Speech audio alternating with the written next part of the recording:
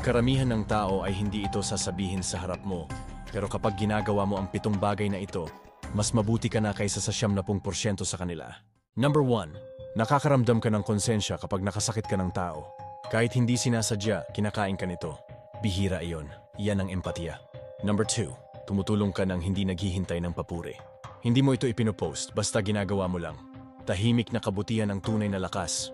Number 3. Ipinagtatanggol mo ang mga naaapi. Kahit hindi ito tanggap ng nakararami, pinapakinggan mo ang mga walang boses. Kailangan niyo ng tapang. Number 4. Marunong kang humingi ng tawad kapag nagkamali ka. Hindi para magmukhang mabuti, kundi dahil pinahahalagahan mo ang tama. Number 5. Iginagalang mo ang mga taong hindi mo kaayon. Hindi iyon kahinaan. Iyan ay disiplina at pagkatao. Number 6. Marunong kang magpatawad kahit masakit. Pinipili mong piliin ang kapayapaan kaysa paghihiganti. Bihira iyon. Number 7. Nananatili kang mabuti sa isang malupit na mundo at iyan ang tunay mong kapangyarihan. Pero heto ang madalas na hindi naiintindihan ng karamihan tungkol sa pagiging mabuting tao.